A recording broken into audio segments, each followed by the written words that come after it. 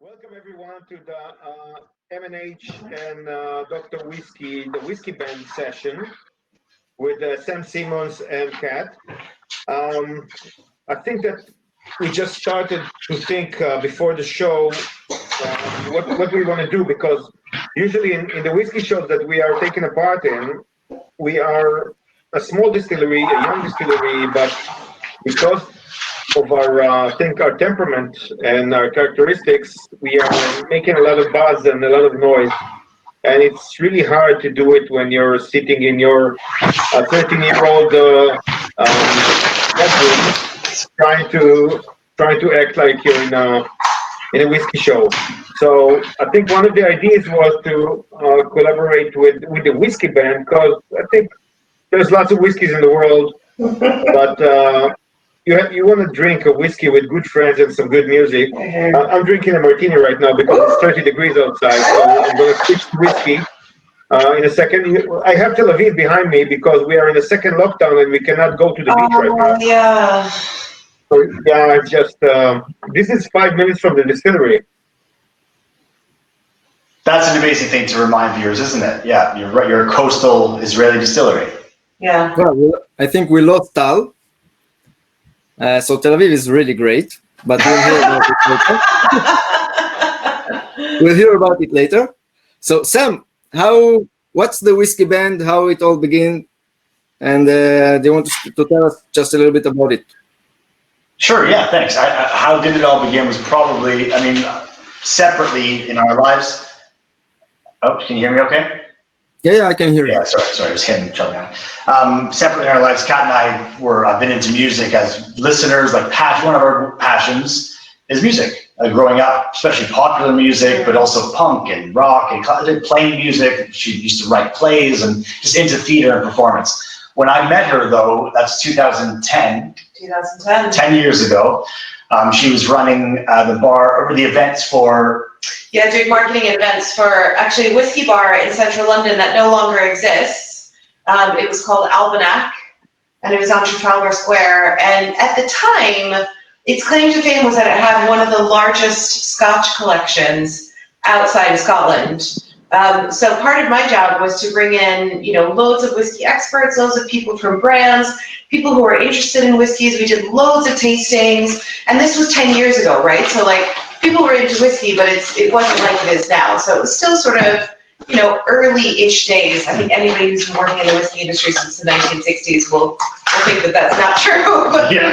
for me, it was early-ish days. And so I remember actually first meeting Sam at a whiskey tasting that he was hosting. He had just come back to the UK from living in New York for a while, and he was working for the Balvenie at the time. So we originally met as whiskey colleagues, and then we really became friends as music colleagues, I guess. That's true. Yeah. So it was a passion of whiskey was brought us together initially, and then I learned that she noodled on the ukulele. And I said, "Why don't you come over and jam sometime?" We had just had our second daughter, Nora, and Kat came over, and instantly we got the same sort of music jokes. And so I'm just going to interrupt there, because what I didn't know was that Sam is actually a real musician. So we were having a chat at a party. We were having a couple of drams, and I was like, "I play the ukulele." And he was like, "You play the ukulele? So do I." So I thought it was just going to be sort of a friendly, we're going to hang out, maybe have a couple of beers, maybe just play a few songs, not serious. I walk into Sam's house. He has 3 guitars, a cello, a flute, and was in a touring band for a really long time. And so I was like, oh, I see. Oh, you're a real musician. Right. So at that point, I backed off from the ukulele and I just added vocals. So I have to tell you about the first time we met Sam.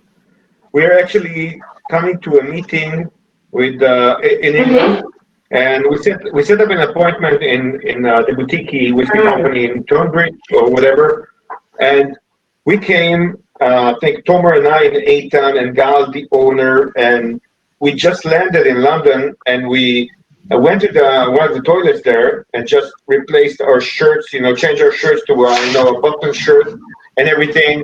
And it was hot like in Tel Aviv. It was a very hot day, and we took a taxi or a driver or something like that, an hour, and then we got in early, and just Sam noticed that we came in So he went out to tell us, guys, sit here, have a beer, and he was with a t-shirt and flip-flops.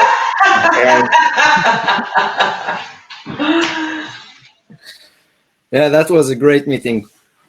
It was lovely few days meeting you as well. Yeah. So from that though, so then we played together. We hit it off. We started. Actually, you started playing together even before we thought about making whiskey, and we are really honored to have you here and to drink and listen to music, which are the two, I think, two of the best things we have in life. Amen. Here, here. Yeah, very true. So, do you want to start with a song? We could start with a song.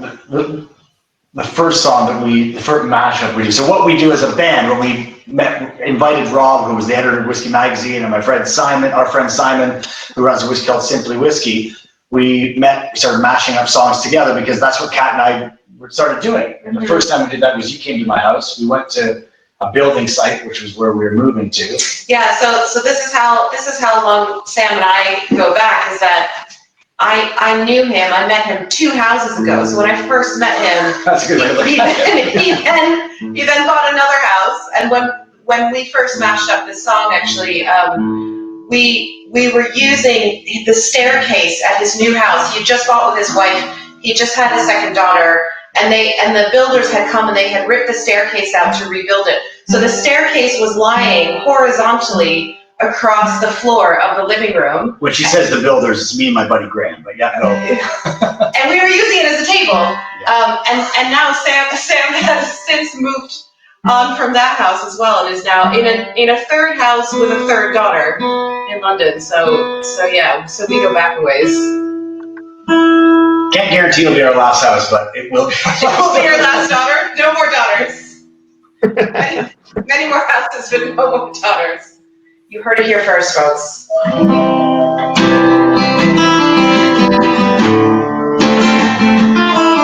gotta take this off. This is very confusing, actually. And the doorbell's ringing. What is it? Come in! I know. Daniel's traveling tonight on the plane. I can see the red tail lights and Spain red. I can see Daniel waving by. But it looks like Daniel, but it must be love in my eyes. Ground control to Major Tom. Ground control to Major Tom. I'm sure it's throwing you off. Yeah. Check it. And put your helmet on. Thank you. Ground control to make There it is. song. And sing countdown and the 4, 3, check ignition and may God's love be with you. and I think it's gonna be a long, long time. Touchdown brings me round again to find I'm not the man I think I am at home. No, no, no. I'm a rocket man, burning on the blue down here. It's been a long time since I've done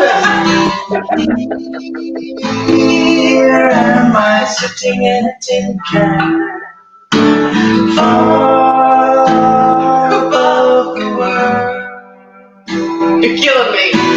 Planet Earth is blue, and there's nothing I can do. Daniel, my brother, You are older than me. Do you still feel the pain? While stars round hold you, your eyes have died. You see more than I. You're a star in the shape of the sky. I passed 100,000 miles. I'm feeling rising, and I think my station ship knows which way to go. Tell my wife I love her very much. She knows. Ground control is the Major Tom. Your circuit's dead. There's something wrong. Can you?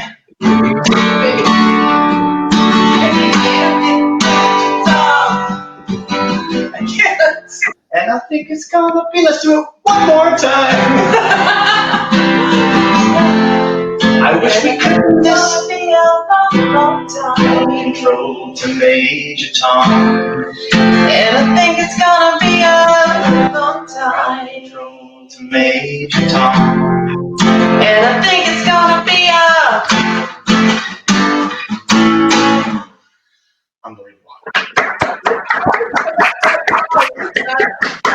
Even though we've been playing it for 10 years, we can never play it right, and that might have been the worst version that we've ever done of it. It's incredible. That was the worst. But it's amazing that It's amazing. the first song we wrote together, all these things that have come from it. We played on boats It's around so the world. We true. played It's so in New York true. City. We played in France. We played all over the world. But it was a classic, 2 classic songs, and it was amazing. And I think it's about time for us to try the classic. Yeah. Let's do it. Classic. Nice. Good The segue. classic songs, and we'll try the classic. This is our first release. We just launched it in last December.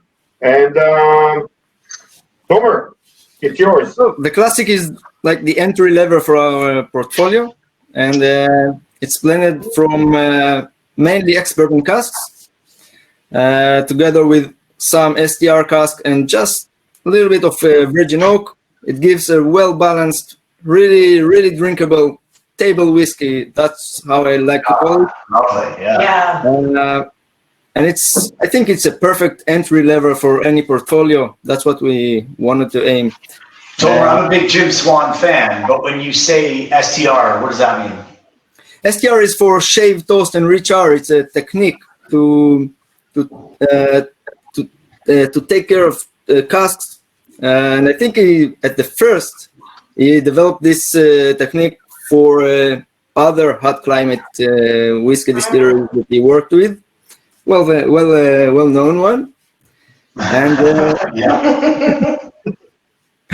and it worked really good, and it gives really good results. Although not always I find the STR casks as good as for single casks in our distillery.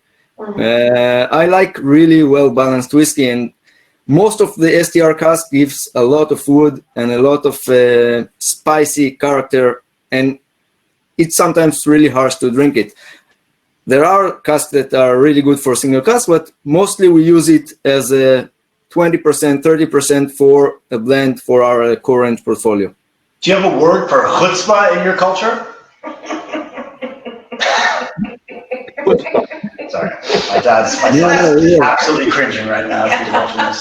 You have to understand that Sam is more Jewish than of us, so yeah, it's I think chutzpah. Well, these casks have too much influence, though. They're big and ballsy, and it's not for the spirit. Doesn't let the spirit shine. This is gorgeous. So, when did you guys release this? December, I think December, January. The launching was in January. Actually, the first market was Holland. So Whiskey Weekend in Amsterdam was in the middle of January this year. We were supposed to launch it everywhere, but we couldn't. We can't. We are fly anywhere. launching in Zoom worldwide. Think of all the money it'll save. Yeah.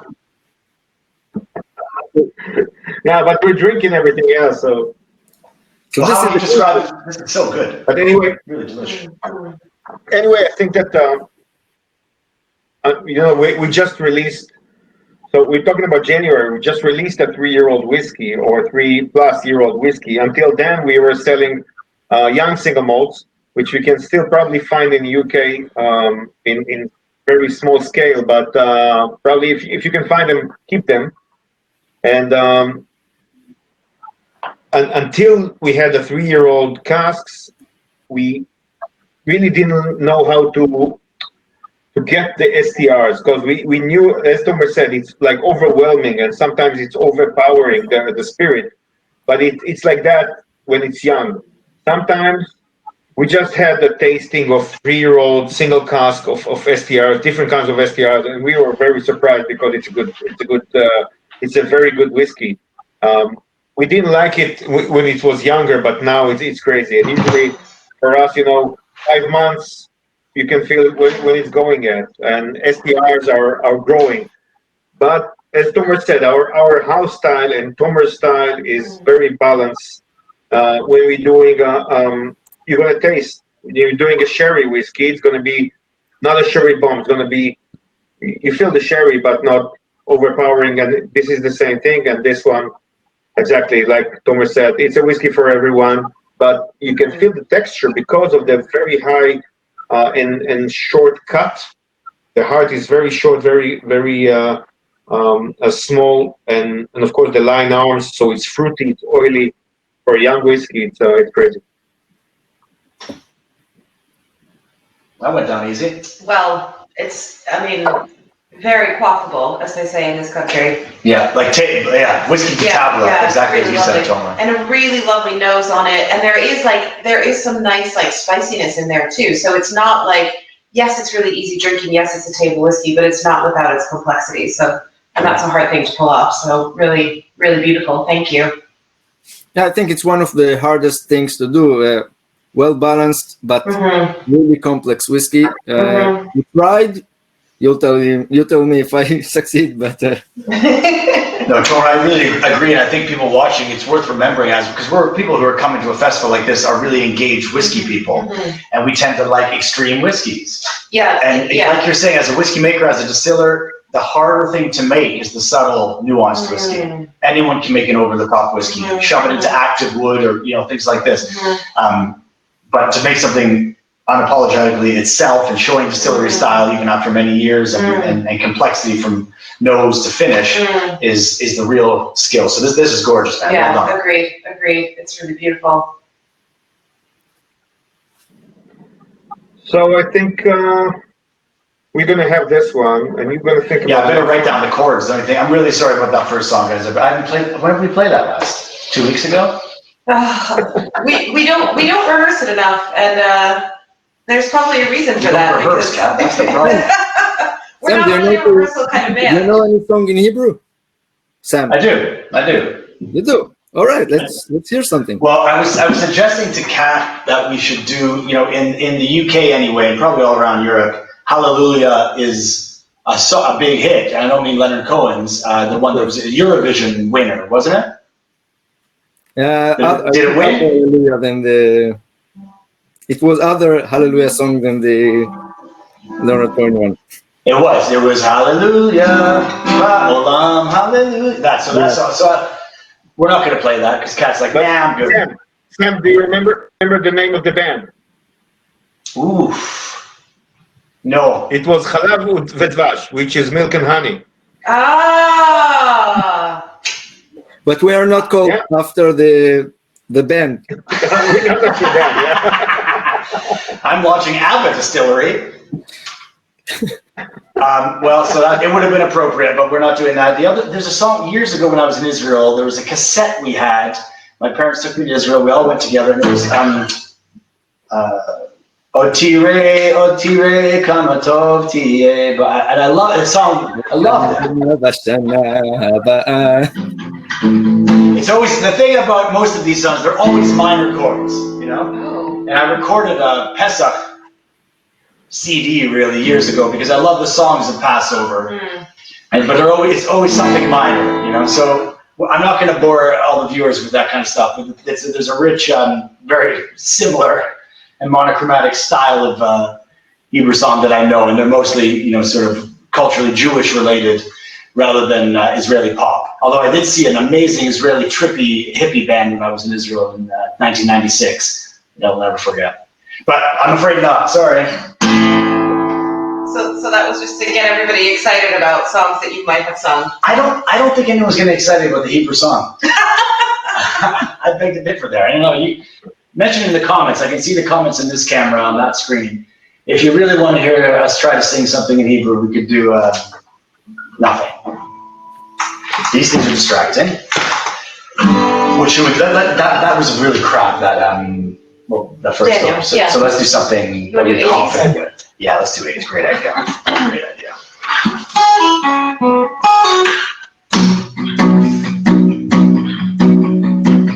Clock strikes upon the hour and the sun begins to fade. Still enough time to figure out how to trust my roots away.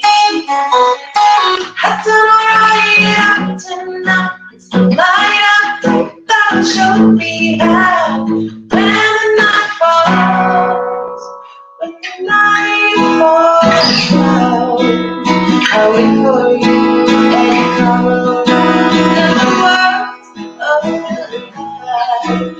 The sound of kids on the street outside with their hungry eyes. Why don't you have Kansas skies? I got hungry eyes. I feel the magic between you and I.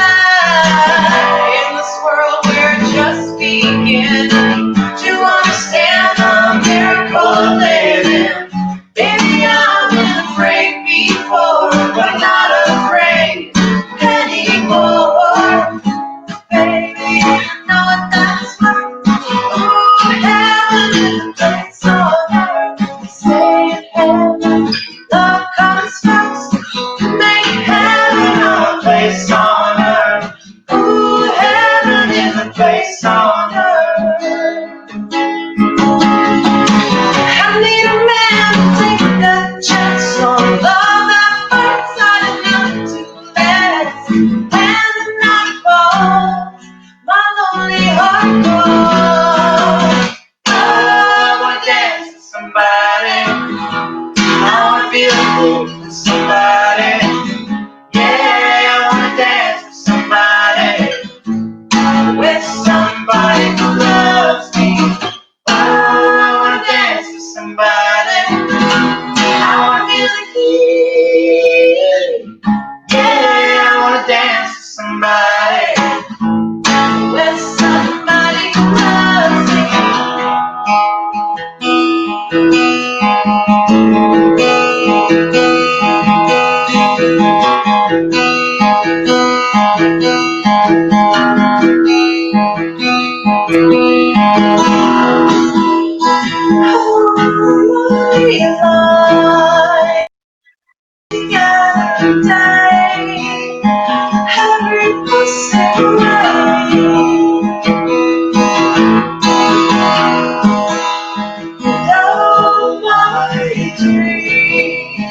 Never quite as it seems. Never quite as it seems. No, I'm not like this before. Now I'm feeling even more. Because it came from you. Now I open up and see.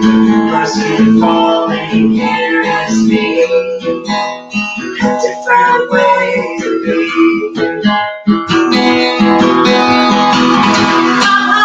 In the morning like my mother said, when you gotta live your life right. I'm gonna deal with nothing fortunate for the girls. They wanna have fun. Girls who wanna have. That's all they really want. Some fun. Come to work and make that shut on first. They wanna have fun. Girls who wanna have. I need a man to take a chance on the love that burns hot enough to last. When the night falls, my lonely heart goes. Oh, I wanna dance with somebody. I wanna really be with somebody. Yeah, I wanna dance with somebody. With somebody who loves me. Oh, I wanna dance with somebody. I wanna be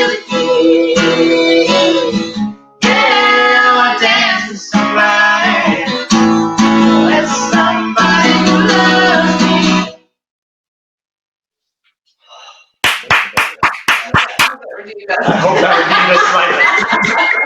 I think like 20 people dropped off after the last song, so. Yeah, sorry about that. Well, So I think we can go to the next whiskey, if I can manage to open it. in the meanwhile, we want to talk about the yeah. second series of our whiskeys. Yeah, so our second tier is it's called the Element series. We're doing sherry first, guys.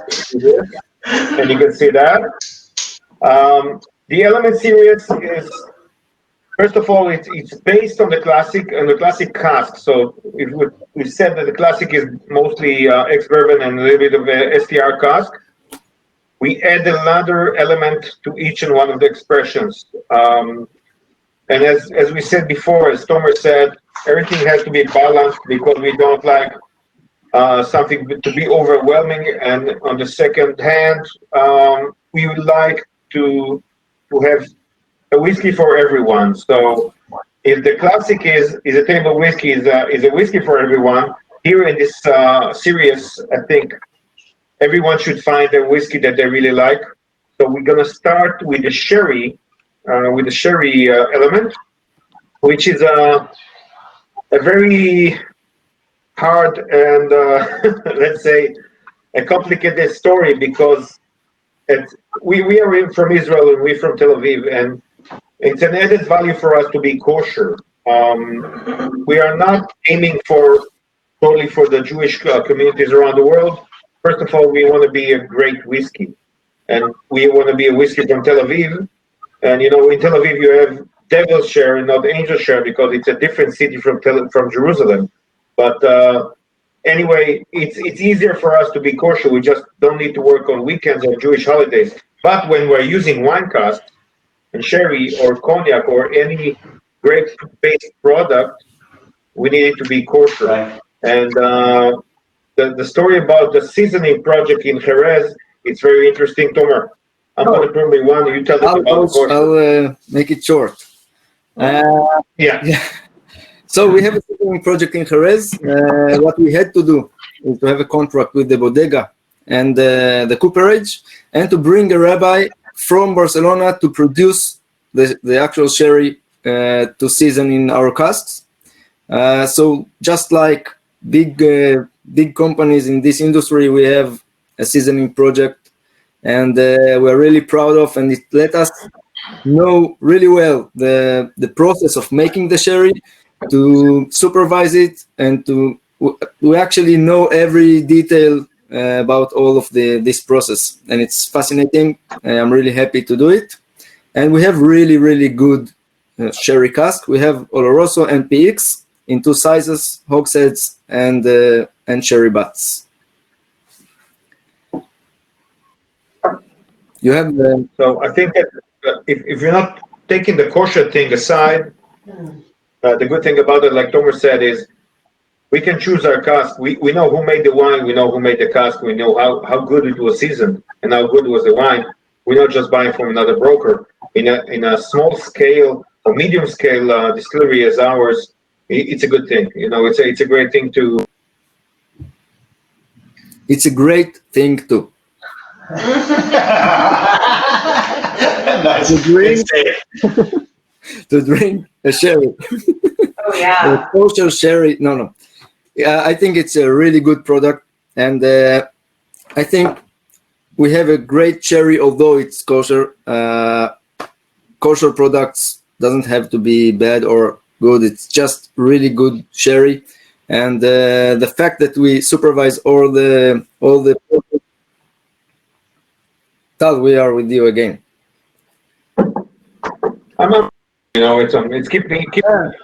It keeps me young. It's called Hot Bit. So. It's the connection in Tel Aviv.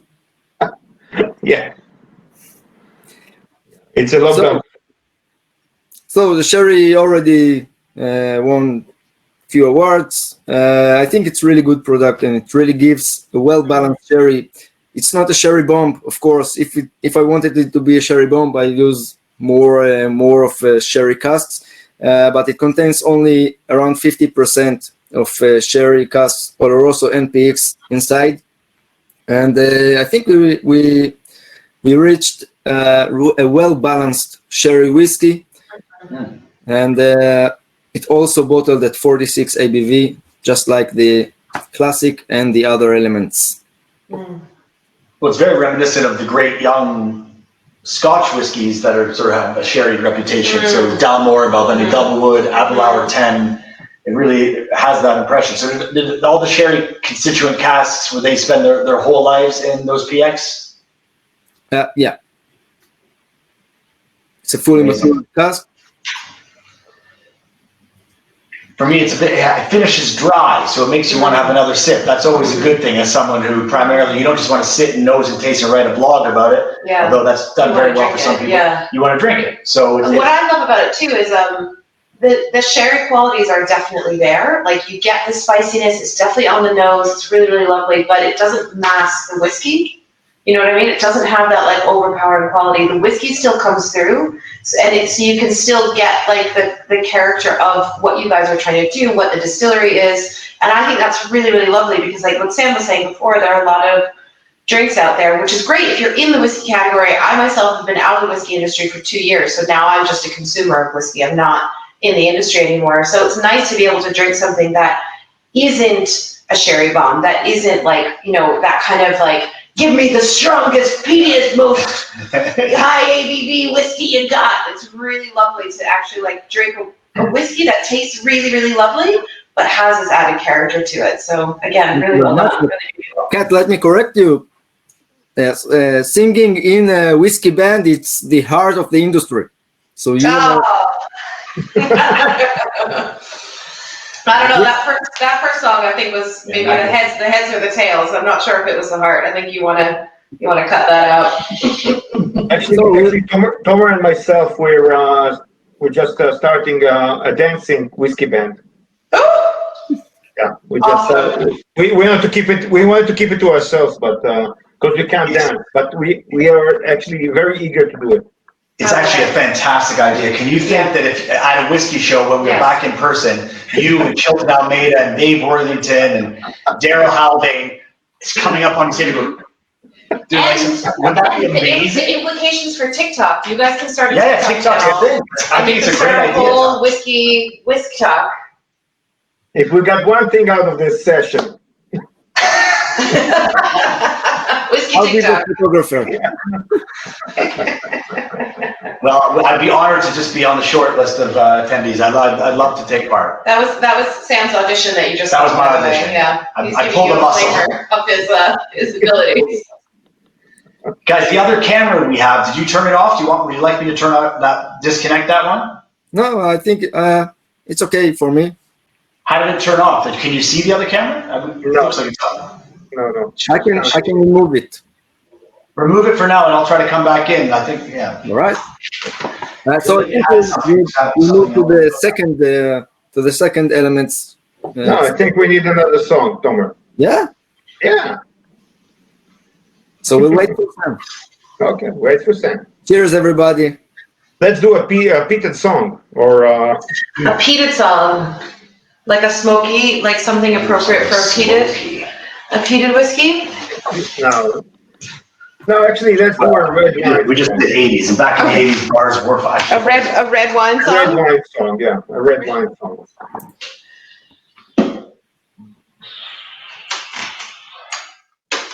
Back to the Future. What can we do for red wine? Yeah, you let it go.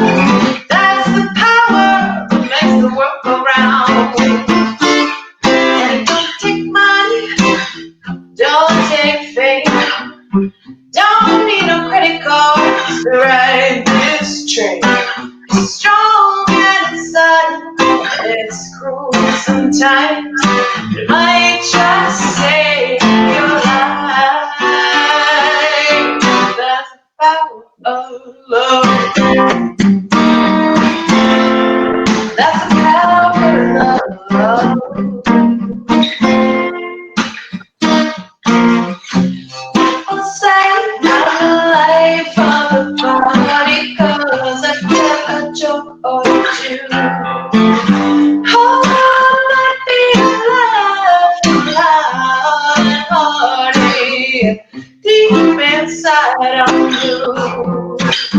So take a good look at my face.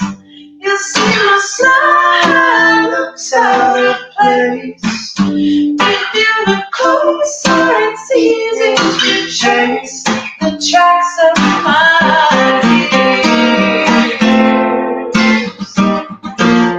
I took on the west back in '52, lying awake and chance of tuning in on you.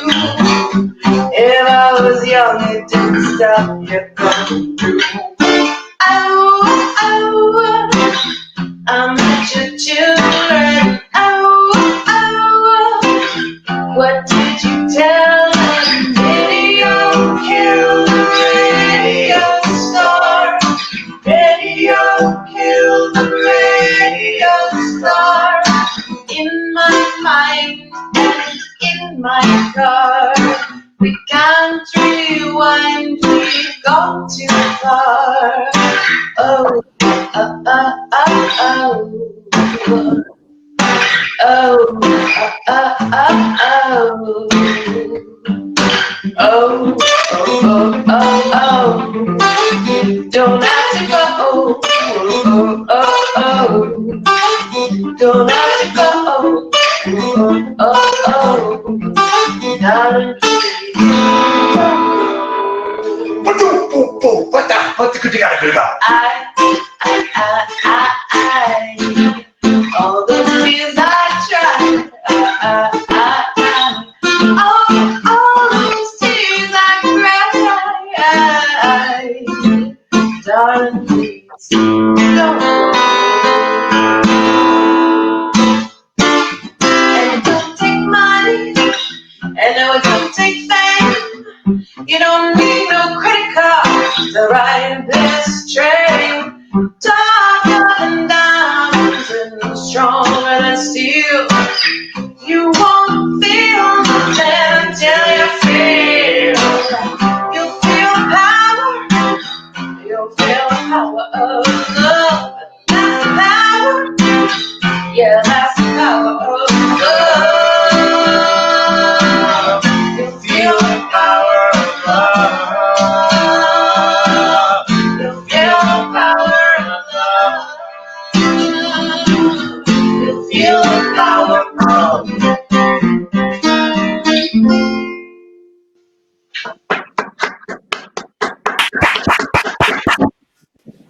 Yeah. Really good. Good guys. Cheers.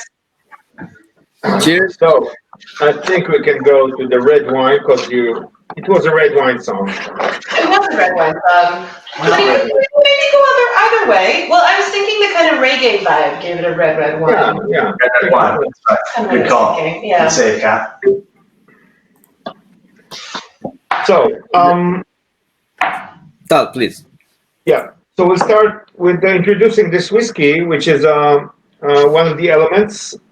The second one, which is the red wine.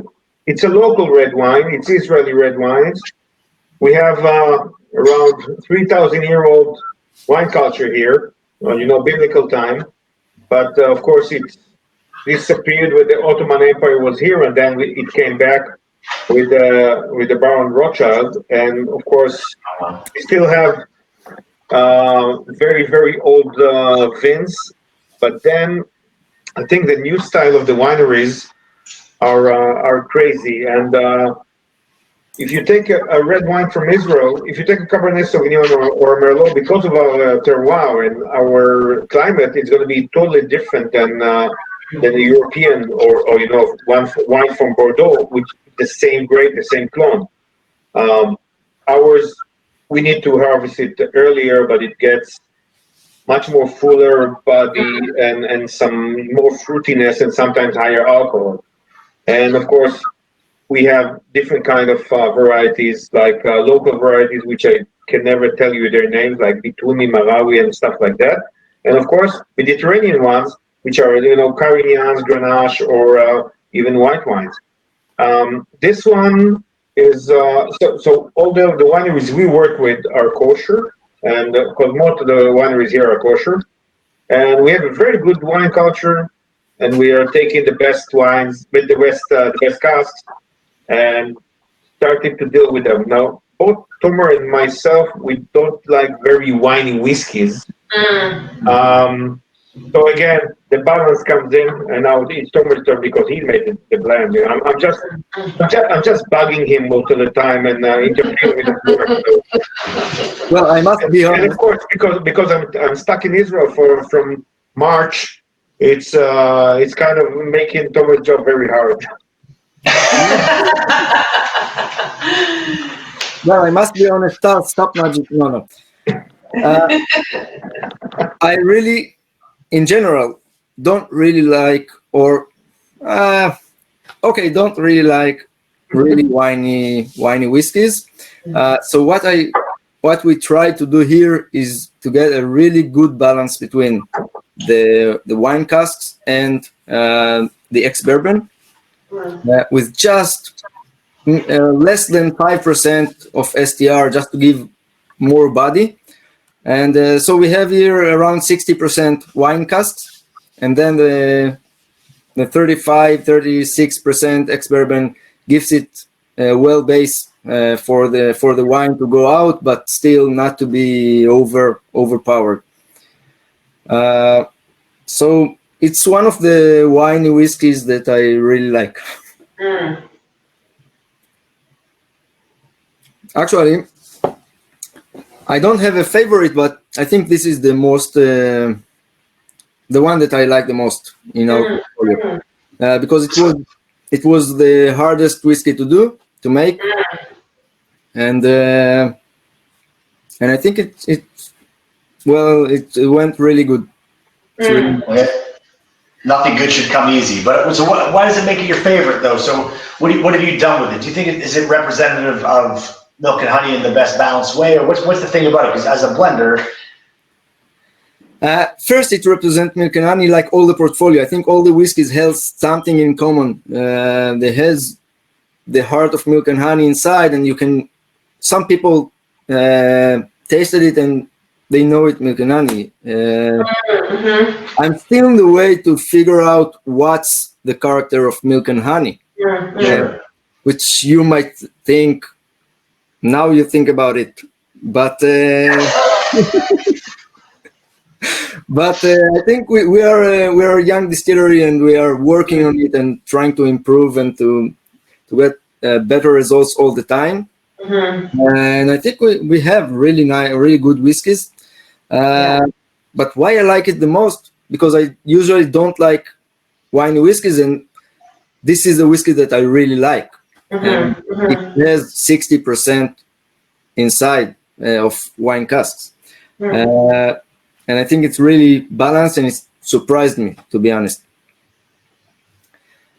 Tal, what do you think about this whiskey?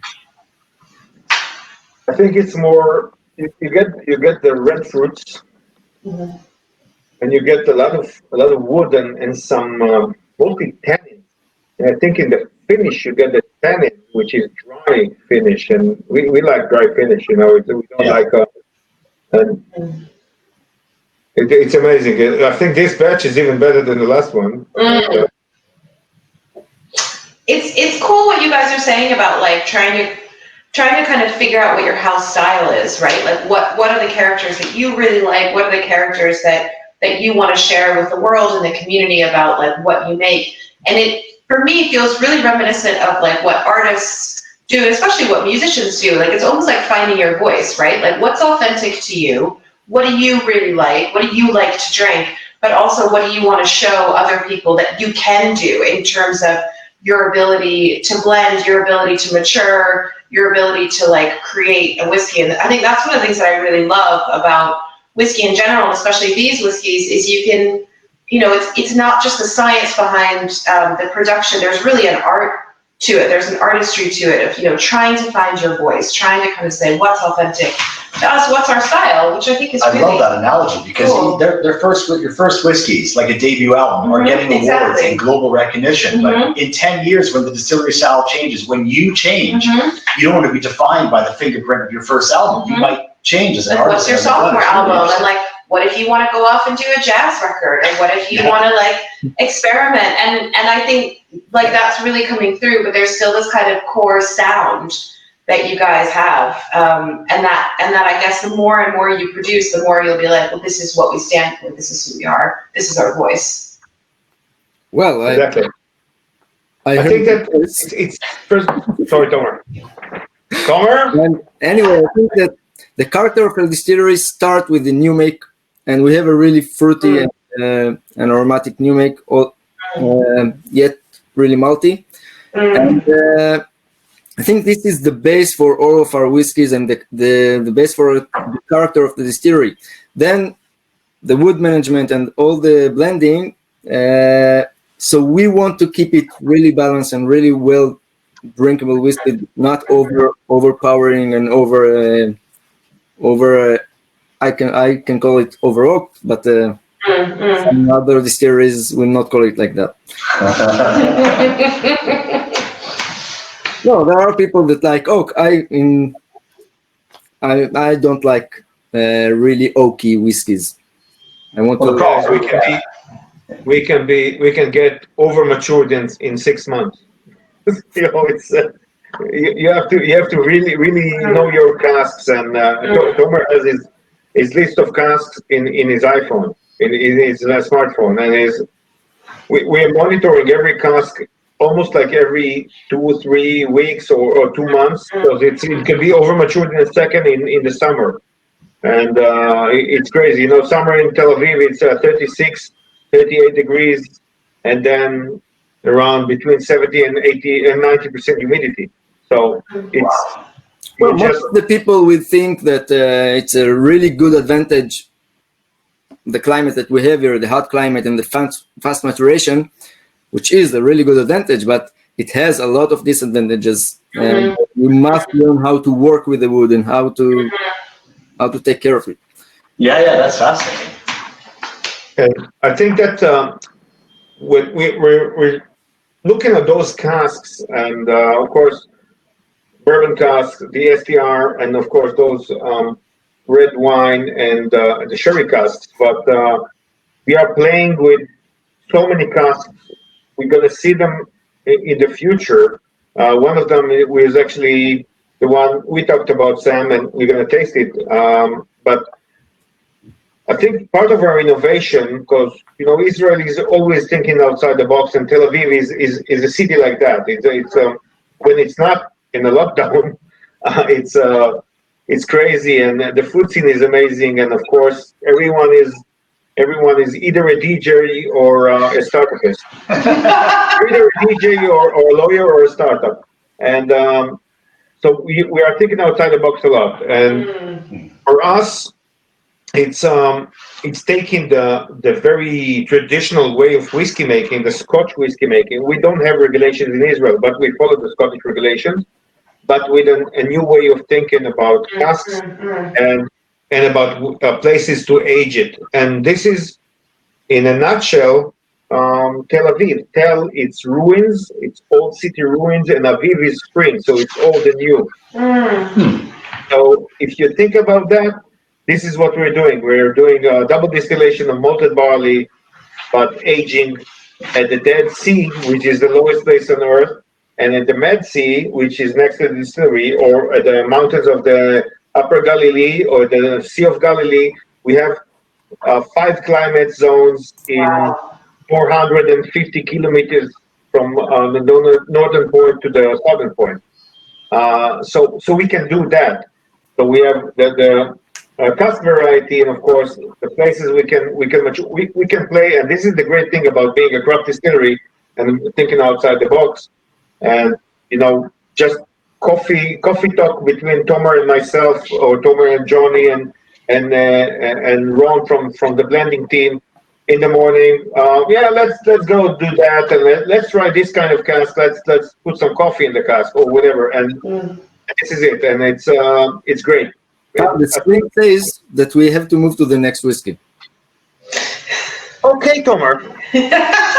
I can see the relationship you guys are having. I'd just like to make an announcement. People of Israel, wear your masks, wash your hands, because Tal needs to be let out. No, I must say that one of the best things that happened to me at the distillery in 7 years, almost 7 years, is that Tal arrived to work with us. He was he was at the distillery from day one, and then he left, and he came back, and it's really, really great to work with him. Lovely. Nice. What's the next whiskey? The peated one. Well, I accidentally poured that one into my glass, so I actually had to drink the one from the glass. Oops. So I've saved it for now, though. So again, balance and shit.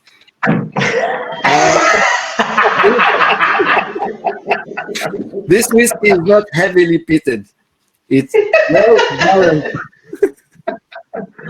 Balance my ass. It's really lightly peated, just like the peated whiskey that I like.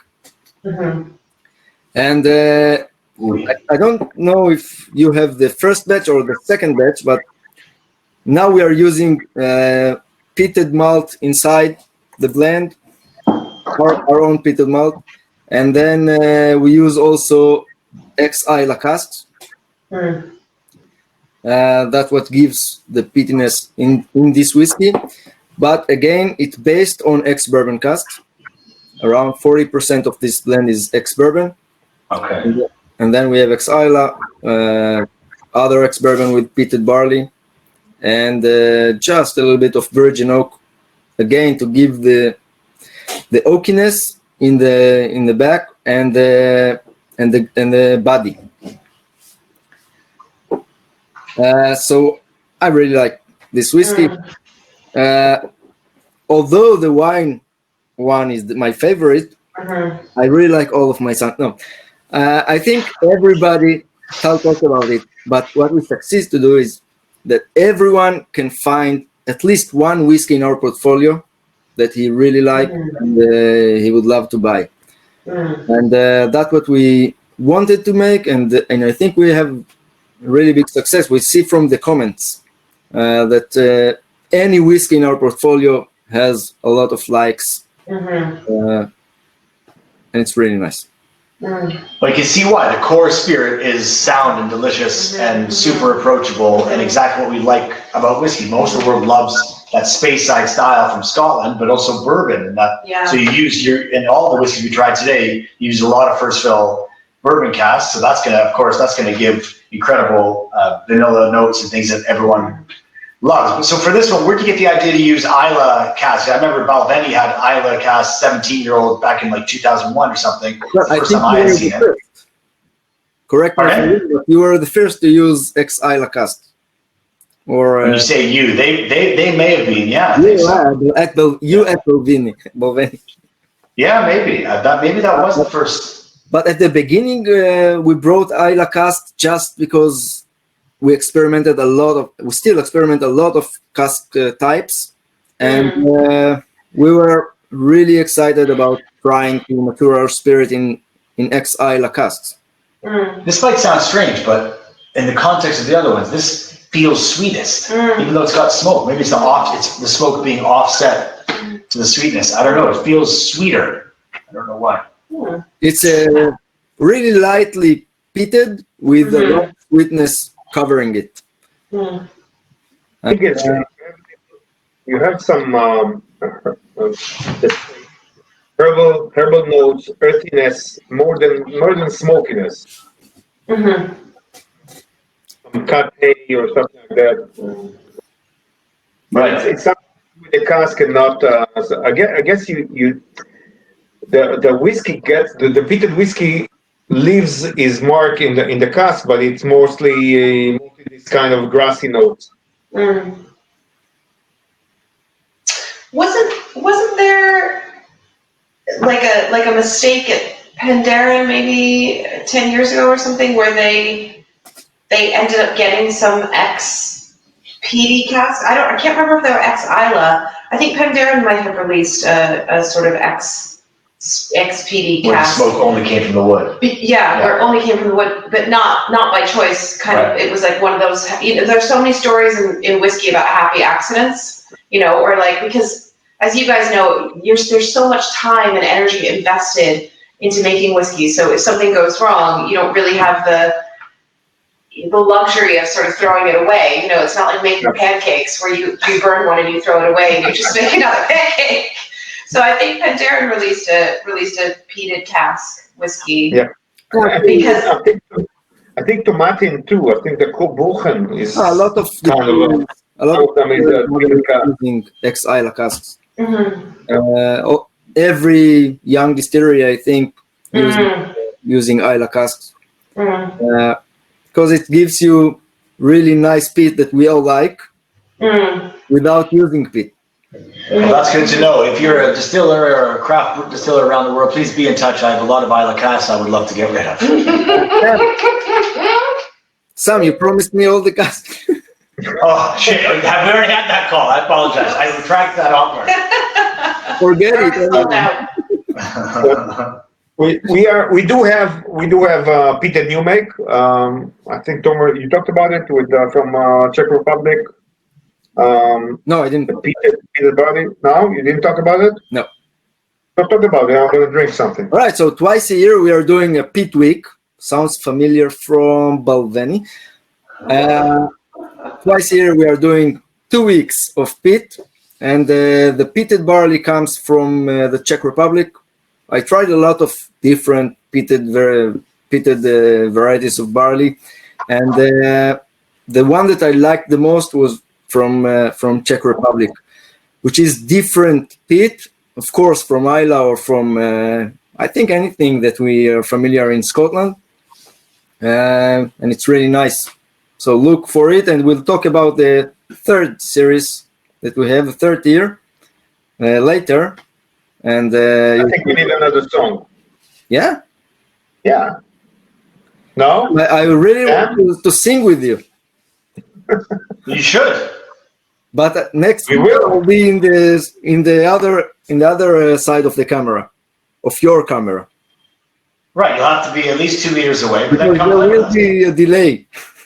Yes, it doesn't work. We've tried. Yeah. It's terrible. Yeah.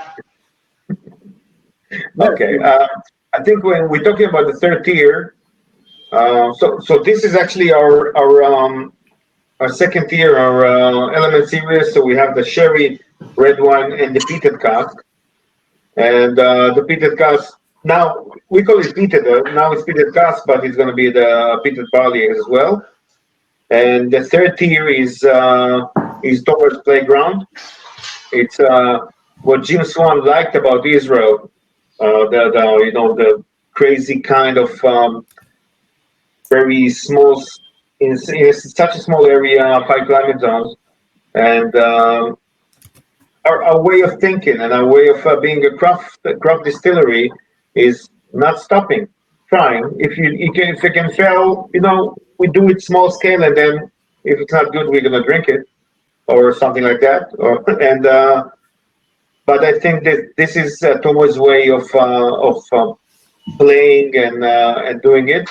So the third tier is going to be called the Apex, which is going to be out in, I guess, the end of November this year or December. We're still waiting. So 2 of the versions are actually ready, but we're waiting for the packing and everything. And this is going to be small batches, single cask, and all kinds of crazy ideas. The first one we actually bottled was a white wine, a white Chardonnay, like old style with the lees inside and everything from the mountains of Jerusalem. And the second one is going to be the pomegranate wine finish, which actually the first time we let anyone taste it was to Sam and Felix, and they actually bottled a very young malt, which was not a whiskey yet, and we called it the pomegranate. It was the first time that you had, I think, the boutique malt company and not a whiskey company or something like that, because it was crazy. And we came upon this winery, which is a not very small winery up in the northern part of Israel, the Upper Galilee. They have their own variety of pomegranates, and there you go. This is the the boutique one, and you see the Tel Aviv coast on the label. Remember that? That's definitely pre-lockdown. Yeah, pre-lockdown, And if exactly. I may say, it's still available on MOM. I don't know if I'm allowed to say the name of the site here. Good. But anyway, it's we really like if you think about an Israeli DNA, it's some of it is pomegranate because it's it's a part of our culture, it's a part of our diet, it's a part of our menu, and that our Jewish New Year's was just like a week ago when a part of the custom is to eat pomegranates. And we eat pomegranate juice. That there's a pomegranate winery. They're making wines, fortified wine, sweet wine, or just regular dry wines from pomegranates and not from grapes. And we're using their casks.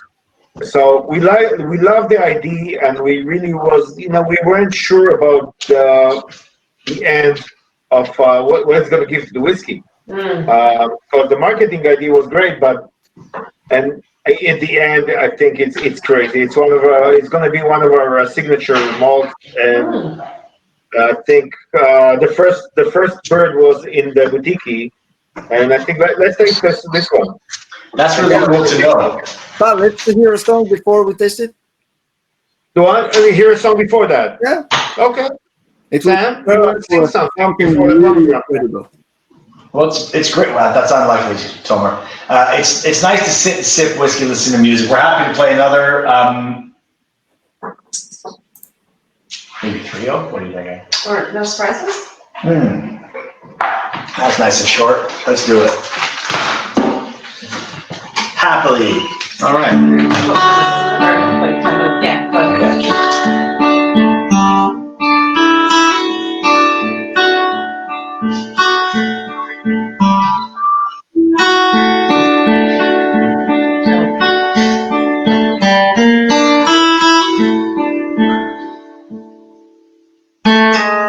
Heart that's full of like a landfill, job that slowly kills you, bruises that won't heal.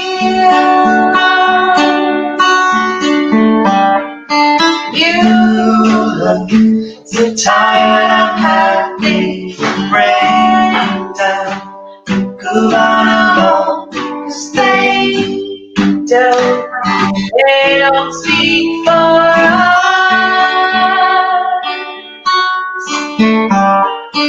I'll take quiet life with handshake, carbon monoxide, no alarms and no surprises, no alarms and no surprises, no alarms and no surprises.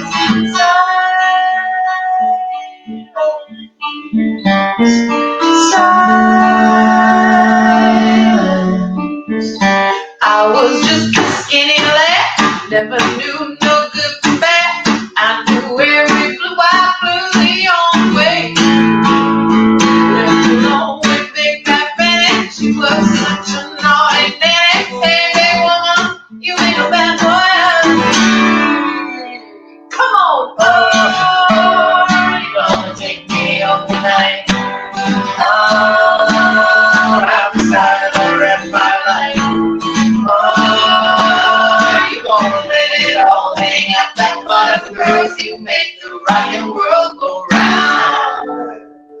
Such a pretty house, such a pretty garden, no alarms and no surprises, no alarms and no surprises, no alarms and no surprises.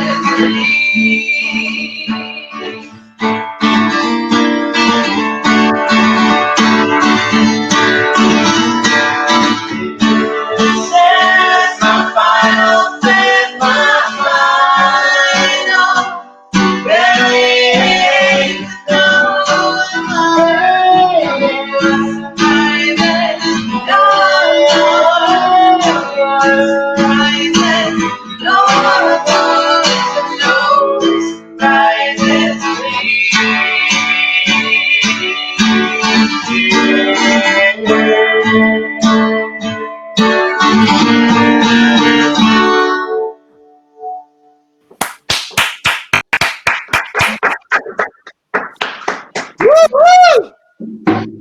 Oh, jeez. No polka surprises. Well, no. Now we can talk about the pomegranate that you have in. About the surprise, yeah. Yes, exactly. I must say that the people that bought the tasting pack from the Whiskey Exchange, they have other pomegranate that you have, Simon Cat. But Okay, that's interesting to know. they have a single cask pomegranate whiskey. You have some really special bottle that we made for our partners worldwide. Very generous. When I saw it come in the post, I was very grateful. So Shana Tova, thank you guys so much for sending that. So I think that the pomegranate it's something that I think it's our DNA. Not only the pomegranate, but it's something that we're gonna try to stretch the boundaries of whiskey making with pomegranate wine cask or some other crazy stuff we're doing, and this is classic for us. Just that, and I think if you like that, you feel the taste. It's the tartiness and some red fruit might feel a little bit sour, and it's I don't know. When I smell it, I smell pomegranate, and I really like that. And I think it's so totally different than the regular whiskeys you actually can taste around the world, because it's a part of our culture, and it's I think that no one else is making those kind of wines, so we can benefit from that. Omer, you like this one? So the pomegranate will come or will be bottled in our Apex series, which is the third series. You are really welcome to enter our booth, and we have a short video talking about the Apex, Tal and me. And the Apex series will be cask strength, small batches, all bottled at cask strength. Small batches and single cask, all bottled at cask strength. And that's where we are. We will be crazy and find really interesting stuff and make you interested about new things, and so expect. Well, I've never tasted pomegranate wine, but like regular wine, red wine, for example, the grapes are actually very sweet, but you don't think of wine as being a sweet drink. So pomegranates, though, you're not starting with something sweet, although they do have a sweetness. They're sort of bitter almost. So Actually, me and Tal are traveling to the specific winery that make the pomegranate wine, and usually at the winery it's all really tasty, and then all the bottles that you brought home, you cannot touch it. But there are really good stuff that they are doing. The other good stuff. No, but you know that the time that you're going into a winery when everything is fabulous, and then you go back home to they buy. And no, but they are making about 1 million bottles a year, and they're selling like crazy. And I think that they're fortified, port style wines and sweet wines are great because you cover the tannins and the sour tartiness. But it's always we buy a lot. When we're there, we're buying a shitload of bottles, and then we go back home. Okay, what are we gonna do with them? What I wanted to say is that even though the wine are sometimes good, sometimes less, the influence of the cask on the whiskey is really amazing, and we get really, really good results. Well, that's what I was going to say, is your spirit already walks the line between sort of sweet and characterful with backbone, so it's not always sweet as a spirit, even the classic. So it probably pairs very well with a wine like that. Exactly. I wouldn't know because I don't dare open my bottle. No, you have to open it. You don't want to open it? It's only 40 bottles. Yeah, no, I don't actually. That's exactly why. You so must precious. I will have one of my friends. Right, I see your ulterior motive. Well played, sir. There you go. And tell me if you like it, because if not, I'm gonna remove this from our portfolio. No pressure. Well, look, we bought the one with Boutique. You know we love it. We love what you guys do, and all these whiskeys have been really. You're gonna pour everything down to the drainage. Sam, not to be stressing, not to stress you out, but it's all about you now. And if not, we're gonna pour everything down to the drainage. Well, wow, I have had worse whiskeys than that. I have had way worse whiskeys than that. Much worse whiskeys than that. Okay.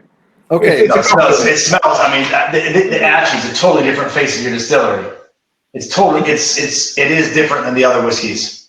Yeah, it is different. It is really interesting. It's something that we don't usually sip in the whiskey that we used to drink. No, that's exactly right. Yeah. That was actually a Jewish mom compliment. I had worse than this. Yeah. Oh, wonderful. Okay. No, that's lovely. Well, the thing is that there's no benchmark. There's no comparison in Scotch whiskey. And we've used sherry cask, we've had bourbon wood, we've had Islay cask, but this is, it'll take me a second actually to sort of sit with for a while. Sam Simmons didn't like it, but I did. Okay. We bought it. What do you mean? We bottled the pomegranate. We love it. It's incredible. No, I'm joking. Well, me too.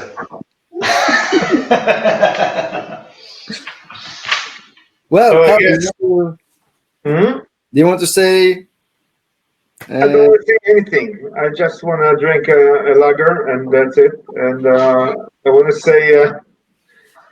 say thank you for everyone that was joining us in this session, and I hope you really enjoyed it, because we did. I think because of Sam and Cat, it was much better than just another whiskey tasting. And I thank you so much, guys, for the conversation and for the atmosphere. And I really like your comments about our not our mediocre whiskeys. We're just kidding. But I really liked you. I really hoped you liked everything. And Really. Yeah, thank you. Thank Absolutely you. lovely. And thank you so much for including us and sharing your beautiful whiskeys with us. You guys have something really special here. So thank you for bringing us into your space. Thank you very much. please open everything up, because if I stay here another 2 months, I'm gonna be something. Okay, so yeah, we need to meet in person again. Sam, please. thank you very much for this incredible session. All our products are available at the Whiskey Exchange website, and you're really welcome to enter our booth and say hi. It's always with someone inside. Come to the booth. So Cheers, guys. Thank you. Cheers. thank you very much. Shana Tova. Shana Tova.